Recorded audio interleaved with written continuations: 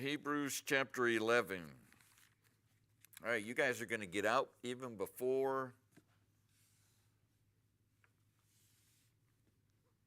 I think, last week. Hebrews chapter 11, and we're going to pick up in verse 30. If you remember last week, we couldn't finish our message. We were speaking about Moses. In verse 27, by faith he forsook Egypt, not fearing the wrath of the king, for he endured as seeing him who is invisible. So we saw those invisible things. Verse 28, through faith he kept the Passover. We talked about the he there. Even Moses, the friend of God, kept the Passover. And then verse 29, by faith they passed through the Red Sea as by dry land. And the Egyptians are saying to do the same thing. They were drowned because they went through by flesh or in the flesh. And of course Moses did it by faith, or the children of Israel by faith. So that's kind of what we looked at last week. And we ended before we got to verse number 30, and I have verse 30 and 31 that we'll look at tonight. And verse 30 says, by faith the walls of Jericho fell down after they were compassed about 7 days. And in verse 31, by faith the harlot Rahab perished not with them that believed not, when she had received the spies with peace. So two things happen in this one event. Verse number 30, by faith the walls of Jericho fell down. If you're going to go and take over a city and conquer a city, here's the way not to do it. Don't just walk around it one time a day, and then on the seventh day walk around it 7 times. That's not how you conquer cities. You're supposed to go to another country, and you're supposed to build siege weapons, and you're supposed to cut off water supplies and food supplies, and you're supposed to be there for months and months and sometimes years on the outside of that city, and you keep launching rocks at the walls, and hopefully after a time those walls will crumble, and then you'll be able to go in after all the people are starved to death. That's the way you conquer a city. But what did Joshua do? Well, he did what God told him to do, didn't he? God told him, you walk around the city 1 time a day. And by the way, do it quietly. No shouting, no talking. You just walk around it. And then on the 7th day, you walk around it 7 times. And then after that, you yell and scream. And as soon as they did that, the walls fell down. And here it just says they fell down. In the account in Joshua, though, they fell down flat. They did this. Here's the walls. They did this.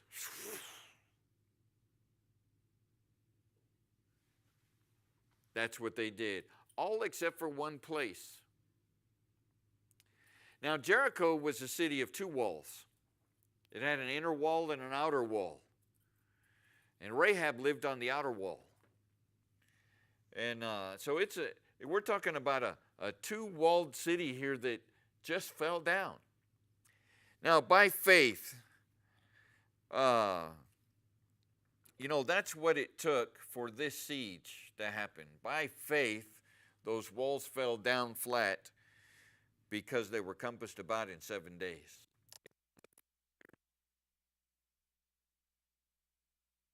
They didn't, like I said, weapons with them. They didn't take siege weapons with them. They didn't cut off the water supply. They didn't cut off the food supply. All they did was walk around it, as the Lord said. It's funny, if we do things like God says, miraculous things happen. Doesn't it? If we do things like God says. I want to spend the majority of my time, though, on verse number 31. By faith the harlot Rahab perished not with them that believed not, when she had received the spies with peace. Rahab. Was Rahab a Christian?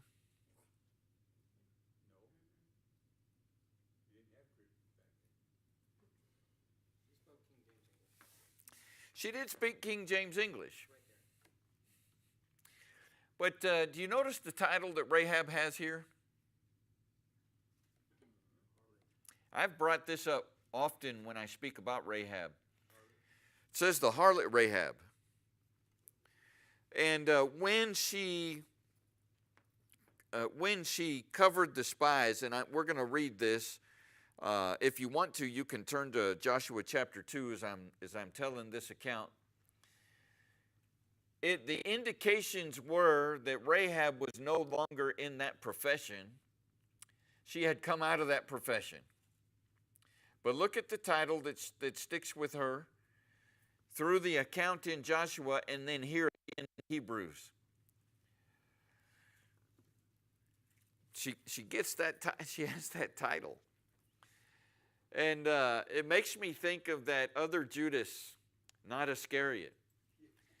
You know, the other Judas that was part of the 12, and his last name becomes Judas, not Iscariot. He's not Judas, son of. It's because we have to distinguish that there was a bad Judas and there was a good Judas, not Iscariot. And that title's kind of stuck with him for the rest of his life. And by the way, here we are today, and anytime we read that account, we have to know that that's Judas, not Iscariot. So you have Judas Iscariot and Judas not Iscariot. And here in this account, we have Rahab the harlot, who was no longer a harlot.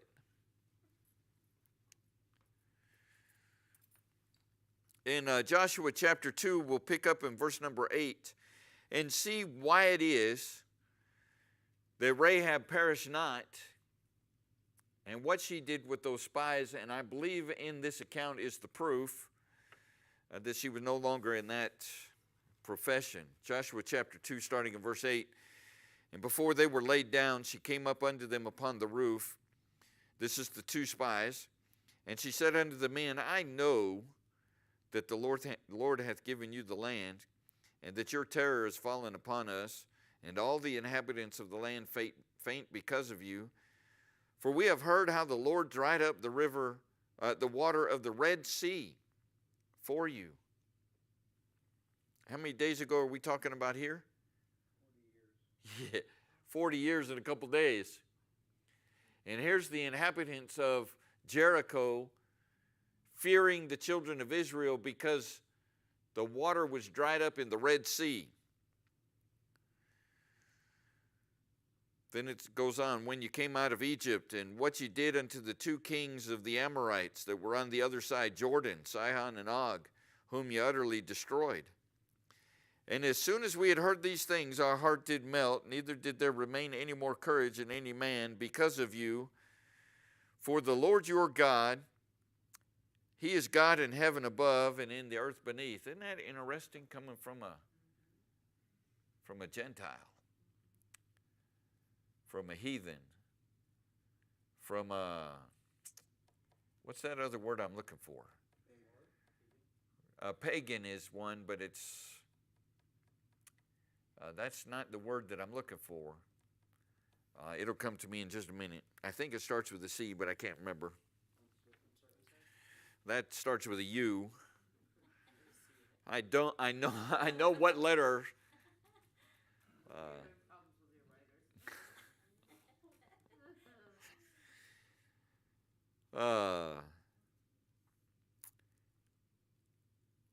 But it's interesting that she says, the Lord your God.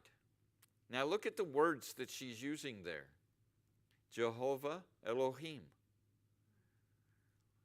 Those are specific Hebrew words.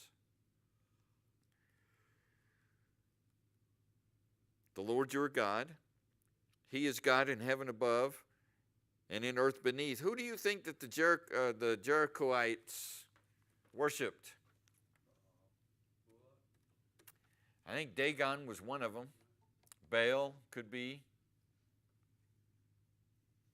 They had a whole bunch of them. Verse 12.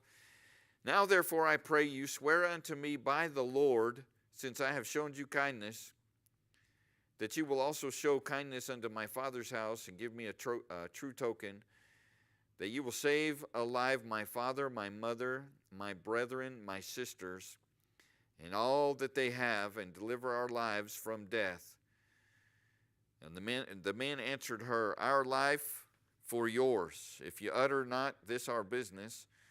And it shall be when the Lord hath given us this land, that we will deal kindly and truly with thee.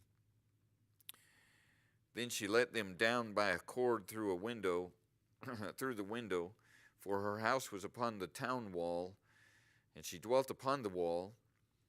And she said unto them, Get you to the mountains, lest the pursuers meet you, and hide yourselves there 3 days, until the pursuers be returned, and afterward may you go your way. And I'm going to stop there for a moment, then we're going to read the rest. And so we see that she is trusting in the Lord God to save her and her family.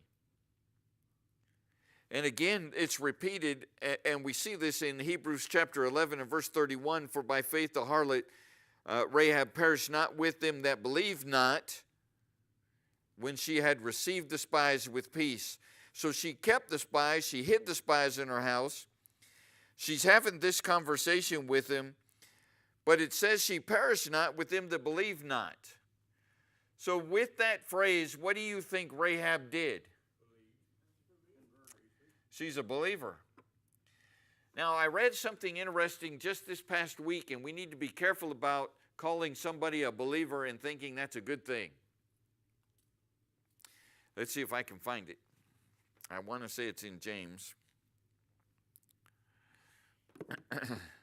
Give me 1 second. I don't have this in my notes, and I need to, since I want to quote this, I need to have the verse.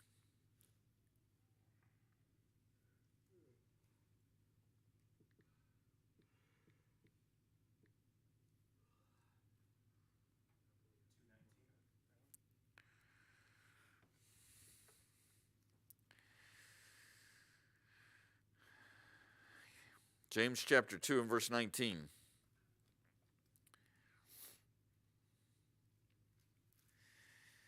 Here's what I heard. And here's what I read. The devil believes in God. Yet he's not going to heaven. We need to be careful how we use the term believer. James chapter 2 and verse 19, Thou believest that there is one God, thou doest well. The devils also believe and tremble. So there's a whole lot of devils or demons that are believers, and they're not going to heaven. So again, we need to be careful with this term. Oh, you're a believer, great. Well, you believe in God, that's good. So do the devils. And look at the next part of that. And they tremble. And how many unsaved people do you know?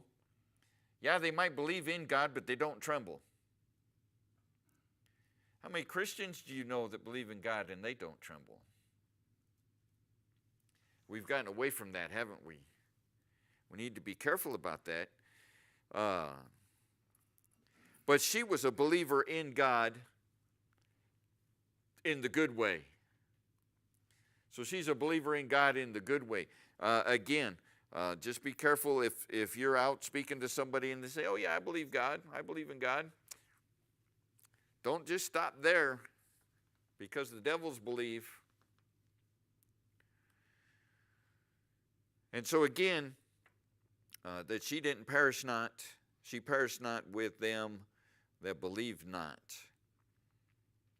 when she had received the spies with peace. Verse number 15, back in Joshua chapter 2. Then she let them down by a cord through the window, for her house was upon the town wall, and she dwelt upon the wall. And she said unto them, Get ye to the mountains, and hide yourself 3 days. We saw that. Verse 17, the men said unto her, We will be blameless of this thine oath, which thou hast made us swear. Behold, when we come into the land, thou shalt bind this line of scarlet thread in the window which thou didst let us down by, And thou shalt bring thy father and thy mother and thy brethren and all thy father's household home unto thee. And it shall be that whosoever shall go out of the doors of thy house into the street, his blood shall be upon his head, and we will be guiltless. And whosoever shall be with thee in the house, his blood shall be upon our head, if any hand be upon him. And if thou utter this our business, then we will be quit of thine oath, which thou hast made us swear. And she said, according to thy words, or according to your words, so be it. And she sent them away, and they departed, and she bound the scarlet line in the window.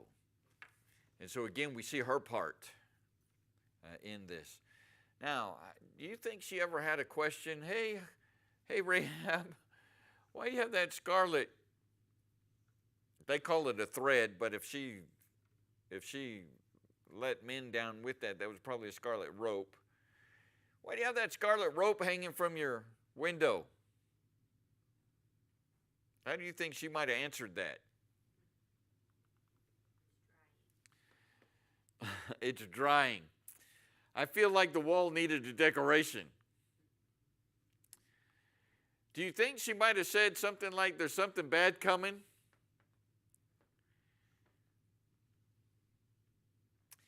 No. Why? Because then she would have uttered something about that matter. So she would have had to have been quiet about why that was there. Why do you have that scarlet rope hanging from the window there?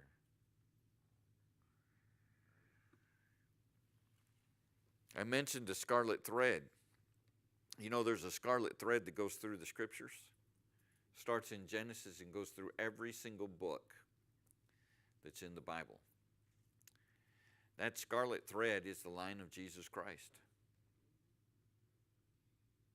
Every single book refers to Jesus Christ.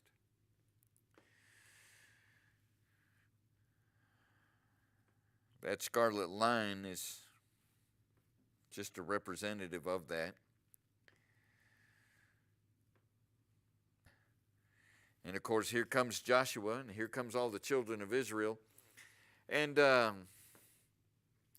again, they just marched around and fell down, and the walls fell down flat, all except for one house width on that wall. And whose house was that? I think it had to have been her house and a stairwell, don't you think? Unless Joshua came with ladders and got them out. But her whole house was there. You read the account, her mom came out, her dad came out, brethren came out. I bet she tried to get as many people into that house as she could. Does that sound familiar to anybody? Didn't Noah preach for 100 and something years trying to get people to get into the ark? And it was only his family. And I'm sure, and to come into my house because that's only going to be the only safe place in the city. She wasn't able to say those things.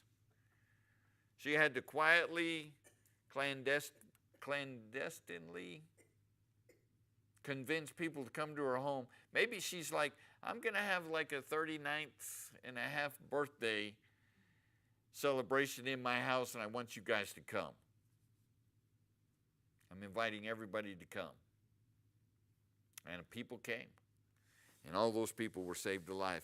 So again, back in Hebrews chapter 11 and verse 30, the walls did come down. We saw that. And in verse 31, Rahab was saved. Now here's the interesting thing about Rahab. She's not a Jew, is she? But you know, she's in the line of Christ. You follow the lineage of both Joseph and Mary, and you know who's in their line? Rahab.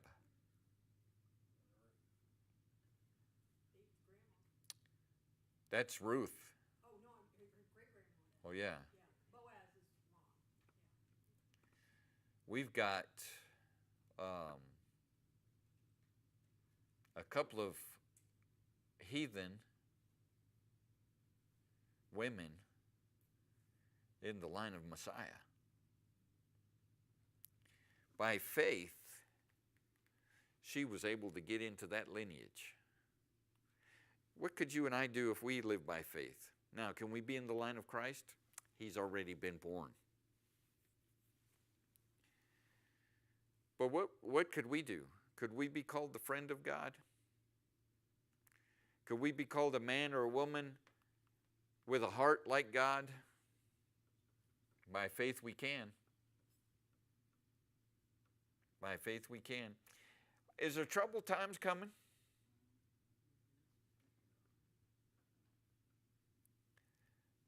Are there troubled times coming? Do you think that maybe by faith we could survive those? At least until the rapture, and then after that. By faith, I'm going up. Don't know about you guys. You mid-trippers, you can stay here, for halfway. You post-trippers, I'm sorry, you're probably not going to make it.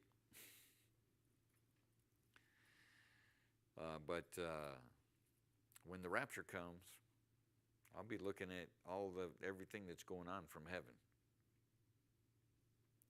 By faith, we will survive the troublous times, just like Rahab the harlot. All right, questions or comments about anything we saw today dealing with Jericho, the walls coming down?